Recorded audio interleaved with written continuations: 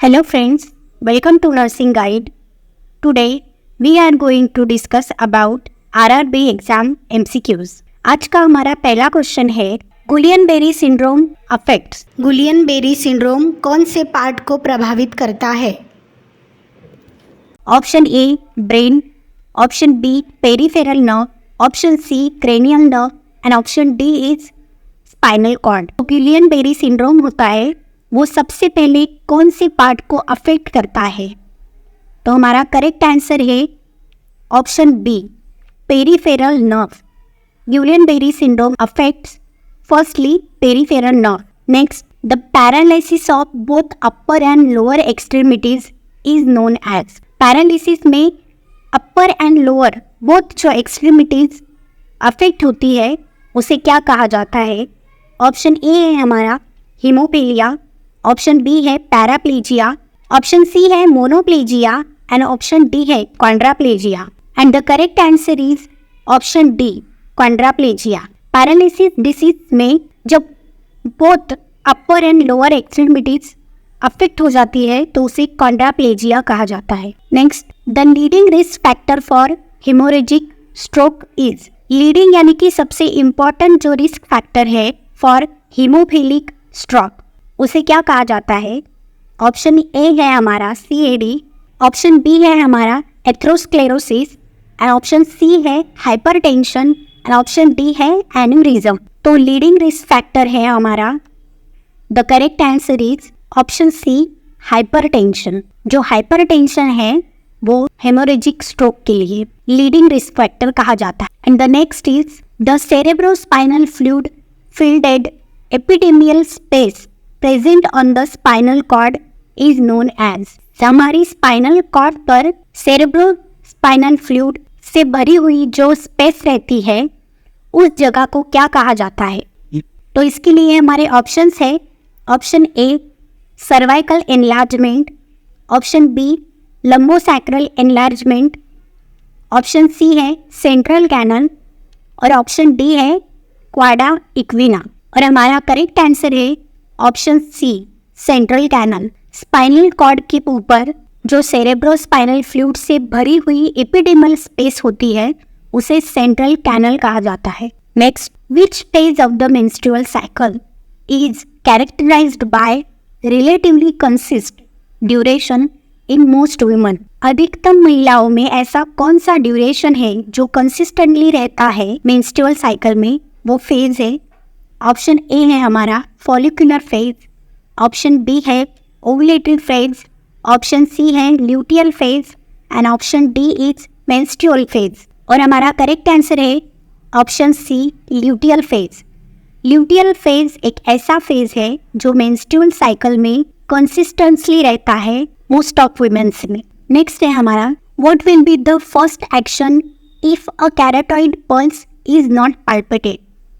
जब हमारी carotid pulse पाल्पिटेट नहीं हो रही है तो सबसे पहले क्या करना है? तो हमारा ऑप्शन है option A compression of the heart, option B clean the airway, option C है assist other vital sign and option D है स्टार्ट ऑक्सीजन थेरेपी.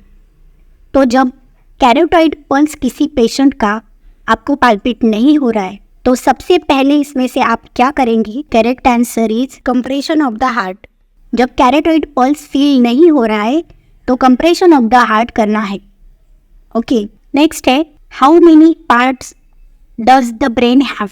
ब्रेन के कितने पार्ट्स होते हैं? ऑप्शन है हमारे option A 1, option B 2, option C 3 and option D is 4. और हमारा करेक्ट आंसर है ऑप्शन सी 3. ब्रेन के 3 पार्ट्स होते हैं. The brain can be divided into 3 basic parts. तो हमारा करेक्ट आंसर है option C 3. The brain can be divided into 3 basic parts. Next question है हमारा the lobe of the brain that can decode and interpret visual information is.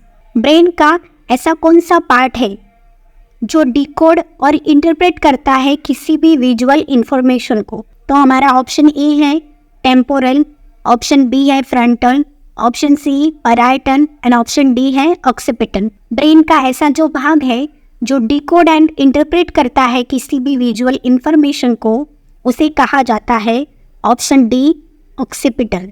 हमारा जो brain का occipital वाला part है वो ब्रेन की किसी भी ब्रेन में आई हुई इंफॉर्मेशन को, विजुअल इंफॉर्मेशन को डिकोड एंड इंटरप्रेट करता है। हमारा नेक्स्ट क्वेश्चन है, a client with C4 spinal cord injury is greatest risk for. एक ऐसा क्लाइंट है जिसकी C4 स्पाइनल कॉर्ड इंजुरी हुई है। C4 यानी कि सर्वाइकल फोर्थ वाली स्पाइनल कॉर्ड की स्पेस पे जिसको इंजुरी हुई है, उसको ग्रेटेस्ट रिस्क किस बात का है?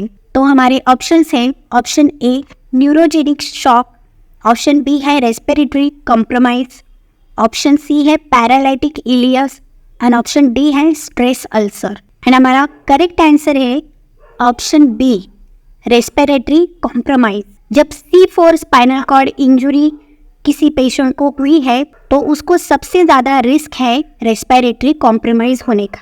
The next question is, post operative pulmonary thromboembolism is more common in. Post operative यानी कि ऑपरेशन के बाद pulmonary thromboembolism is more common. कौन सी ऐसी स्थिति है जिसमें मोर कॉमन रहता है थ्रोम्बोएम्बोलिज्म? तो हमारा ऑप्शन है option A hormonal replacement therapy and obesity, option B है इमोबिलिटी, ऑप्शन सी है pregnant woman and option D है all of the above. And हमारा करेक्ट आंसर है option B immobility. Immobility post operative pulmonary thromboembolism में more common होती है। जिस भी किसी पेशेंट का पोस्ट ऑपरेटिव टाइम चल रहा है पल्मोनरी थ्रोम्बोएम्बोलिज्म के बाद, उसके लिए इमोबिलिटी यानी कि मोबिलाइजेशन कम होना, immobility is the more common. Next question है हमारा, the most important cause of kidney failure is. Kidney fail होने का मोस्ट कॉमन कॉज क्या है? ऑप्शन ए है हमारा accident, option B type 2 diabetes, option C है heart disease and option D है हाइपरटेंशन। तो हमारा किडनी फेल होने का सबसे इम्पॉर्टेंट कारण है ऑप्शन डी हाइपरटेंशन। हाइपरटेंशन की वजह से मोस्ट ऑफ कंडीशंस में किडनी फेल होने के सबसे ज़्यादा चांसेस रहते हैं। हमारा नेक्स्ट क्वेश्चन है, when the kidney is fail the body fills with extra fluid and waste product, this condition is called as. एक ऐसी कंडीशन जिसमें किडनी तो फेल है and the body fills with extra fluid and waste product, तो वो condition क्या है? हमारा ऑप्शन ए है यूरेमिया, ऑप्शन बी है हाइपरटेंशन, ऑप्शन सी है एनीमिया एंड ऑप्शन डी है diabetes. And we have the correct answer is option A uraemia. जब किडनी फेल हो जाती है, body extra fluid and waste product से भर जाती है, तो उस कंडीशन को यूरेमिया कहा जाता है। The next question is, a risk factor associated with renal disorder. Renal disorder में सबसे बड़ा रिस्क फैक्टर कौन सा है? तो ऑप्शन ए है high sodium diet, option B diabetic mellitus, option C है हाइपरटेंशन एंड ऑप्शन डी है all of this. And we have the correct answer is option B diabetic mellitus. Renal disorder में सबसे बड़ा risk factor है diabetic mellitus. Next question है हमारा, which of the following breath sound would the nurse expect to note in a patient with right lower lobe pneumonia. ऐसा कौन सा breath sound है जो नर्स को एक्सपेक्ट है नोट करने के लिए राइट लोअर लोब निमोनिया वाले पेशेंट में? तो हमारा ऑप्शन है option A absent breath sound, option B vesicular breath sound, option C bronchial breath sound and option D है ब्रोंकोवास्कुलर ब्रीथ साउंड। पेशेंट को राइट लोअर लोब निमोनिया है, तो ऐसा कौन सा साउंड है जो नर्स को एक्सपेक्ट है?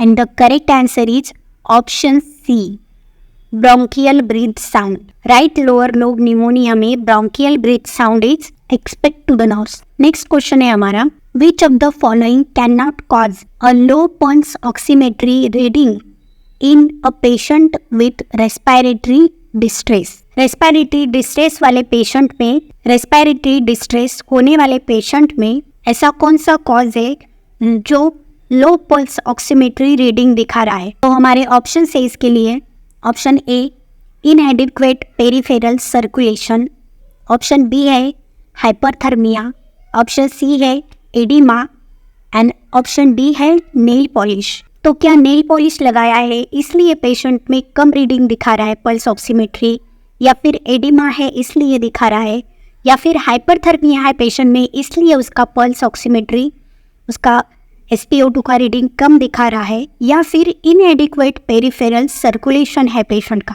तो इसकी वजह से उसका पल्स ऑक्सीमेट्री रीडिंग कम दिखाया जा रहा है। तो हमारा करेक्ट आंसर है ऑप्शन बी हाइपरथर्मिया। जब एक पेशेंट को हाइपरथर्मिया है तो उसका पल्स ऑक्सीमेट्री रीडिंग कम दिखाया जाएगा, यानी कि उसका जो SpO2 है वो हमें डिक्रीज दिखाया जाएगा। इसी के साथ ये हमारा सेक्शन आज यहाँ पर स्टॉप करते हैं। Thanks for the watching and please do like, share and subscribe.